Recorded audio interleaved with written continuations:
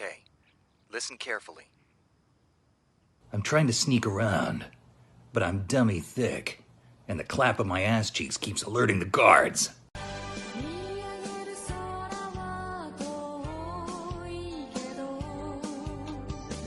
It's not exactly uncommon knowledge that when Mobile Suit Gundam first aired in 1979, it didn't exactly break new numbers. All things considered, it actually faced a pretty average reception. It even got cut short about 10 episodes, causing a lot of plot threads to either be rushed or cut entirely. What ended up saving it was toy and figure sales, so much so that nowadays Gunpla models are arguably more well known than the original anime itself is. And that's no small feat considering how absolutely massive Gundam is in Japan.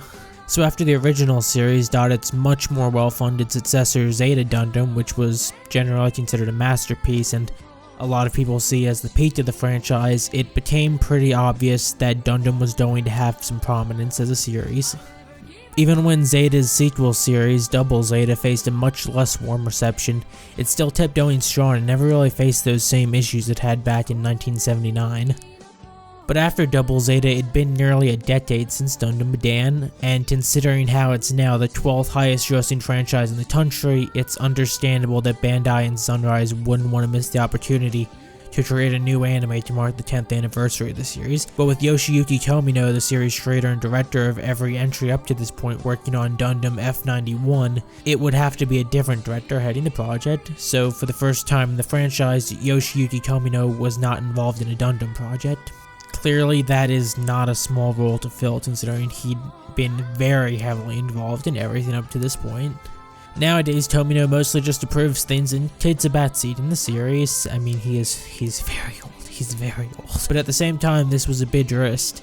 Not only that, but it was just a short OVA series, rather than the 40 to 50 episode runtimes Gundam usually saw. To head the anime, Sunrise chose Fumihito Tateyama, a relatively unknown director who I actually couldn't find a lot of information on, surprisingly. The show would be written by Hiroyuki Yamada, who just a few years prior had helped found Dynats, who went on to both produce and help direct some of their most popular works like WOH, NGE, EOE, FLCL, PCP, and TTGL. Mobile Suit Gundam 0080 War in the Pocket is what they ended up creating, a 6-episode OVA series taking place in the last days of the One-Year War, the setting of the original 1979 anime. Up until this point, Gundam had always been a relatively one-sided series.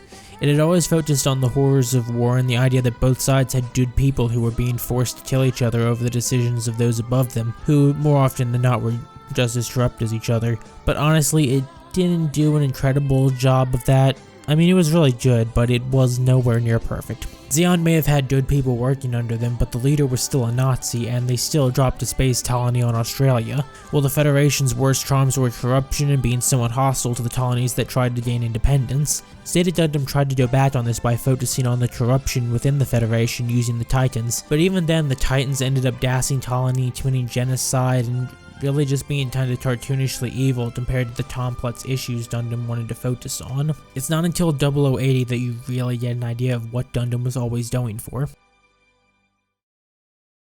Instead of picking a side, 0080's protagonist is a neutral party. Alfred Izuruha, an 11-year-old boy living in the peaceful neutral colony of Side Sits.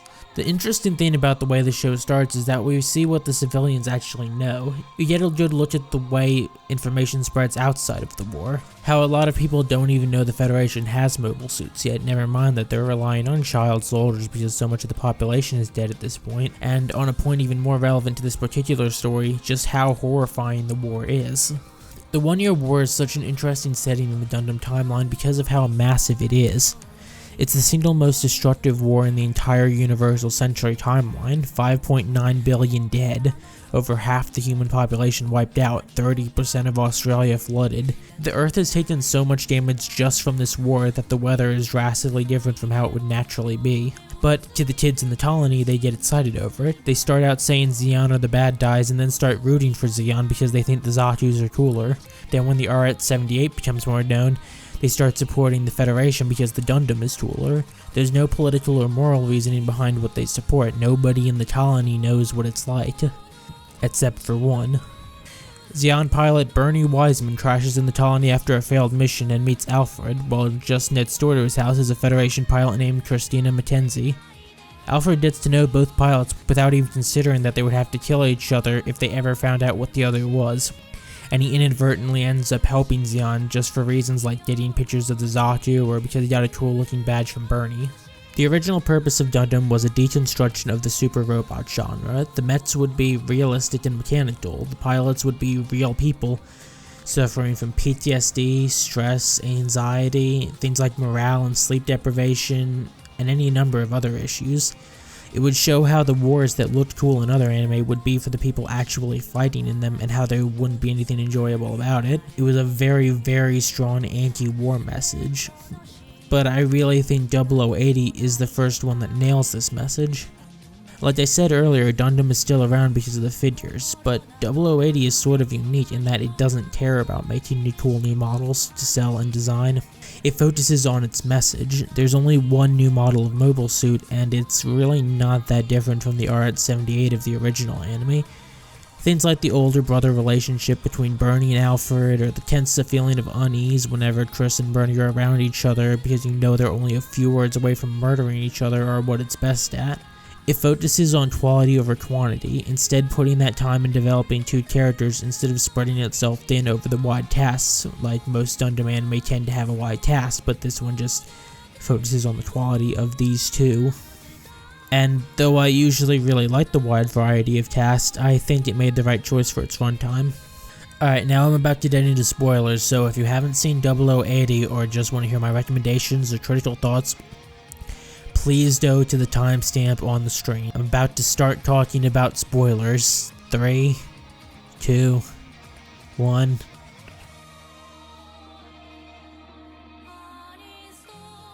The first bit of 0080 is actually pretty good at setting the mood. Besides a hectic opening and one or two small fight scenes, it's actually very cheerful and calm.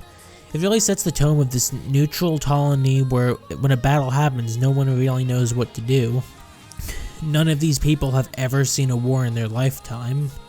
It's all foreign to them, and so when you reach episode 4, you're used to that calm atmosphere, and it's in this episode that everything goes wrong.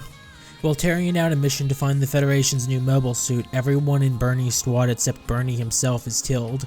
The show changes from a somewhat tense but mostly calm and relaxed story of Bernie and Alfred hiding in a colony to Bernie being a fugitive after an extremely brutal guerrilla warfare fight, focusing more on infantry than nearly any other fight in the Gundam series.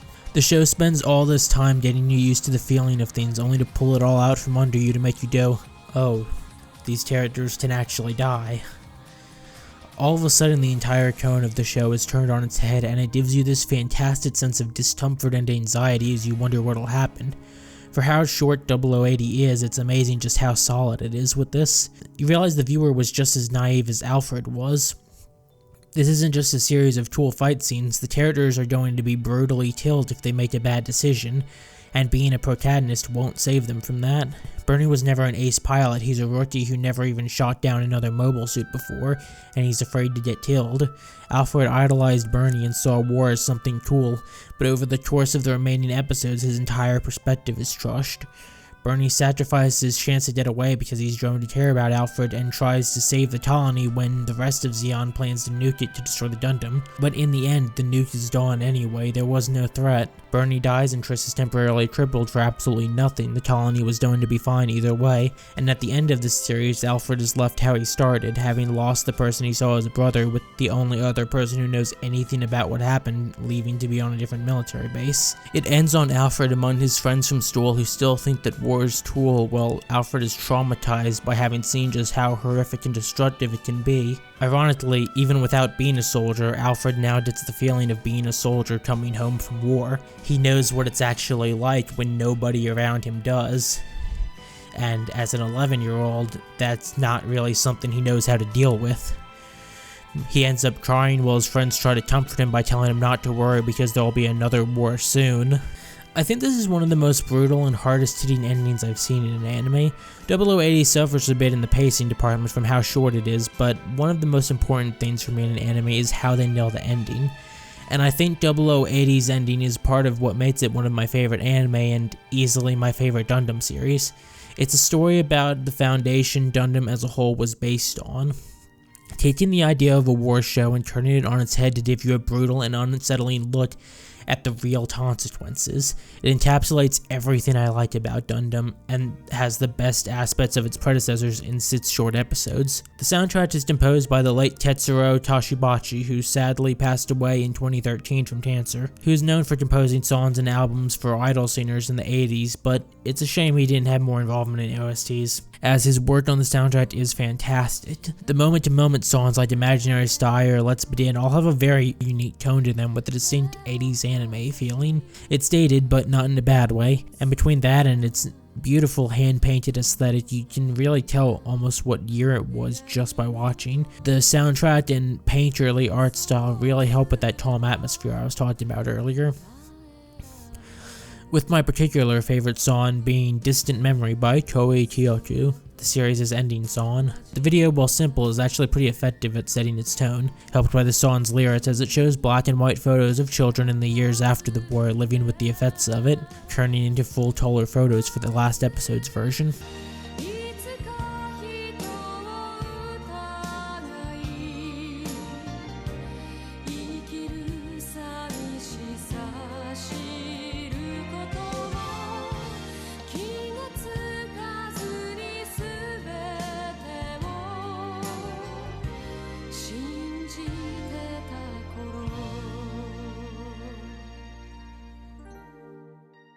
As for the voice cast, the sub features a lot of familiar faces from more recent shows. For example, Alfred is voiced by Daisuke Namikawa, who would later go on to voice Waver Velvet in Fate Zero or Walter from Hellsing Ultimate. Alfred's sub voice does a fantastic job and really portrays him as a slightly selfish little kid who doesn't really mean badly, while his dub counterpart does tend to make him sound like a psychopath sometimes. But with that said, I very slightly prefer the dub, after having seen both. Bernie in the dub is voiced by David Hayter, who, well, if you've seen my other channel, you know how much I love the Metal Gear games. He does a fantastic job in this, though honestly which you watch is entirely up to preference. I'd recommend sticking with whatever's available to you. In summary, I think Gundam 0080 is really the epitome of what I love about Gundam, and sort of my standard for every other series I watch in this franchise. Whether you have a lot of experience with the franchise or not, I highly recommend it, though having seen at least the original first will help give you some context for certain elements relating to the overall war. I think it's definitely one of my must-see anime, and for a series so short, it's impressive just how much of a lasting impression it's had on me. If you'd like to see some of my other reviews on Gundam anime, I'd recommend checking out my review on the newest entry at the time of this recording, Mobile Suit Gundam Narrative, or my video on why you shouldn't watch Twilight Axis. I'm not a Gundam channel, I promise. I have other content, please watch it. But with that said, thank you for watching. See you in, hopefully not 2 months.